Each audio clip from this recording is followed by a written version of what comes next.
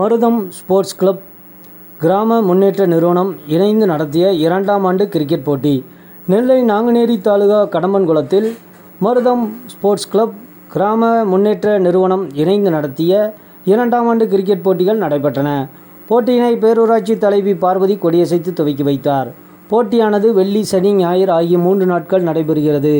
கிராம முன்னேற்ற நிறுவனர் மாரியப்ப பாண்டியன் அனைவரையும் வரவேற்றார். சிந்தாமணி முன்னாள் பஞ்சாயத்து தலைவர் சிந்தாமணி ராமசுப்பு கலந்து கொண்டு முதல் நாள் போட்டியில் வெற்றி பெற்ற அணிகளுக்கு சான்றிதழ் மற்றும் கேடயம் வழங்கினார். நிகழ்ச்சியில் கணேசன், கதிரேசன், அரவிந்த்ராஜ், பேரூராட்சி அதிகாரி ஆறுமுகம் மற்றும் ஊர் மக்கள் திரளானோர் கலந்து கொண்டனர்.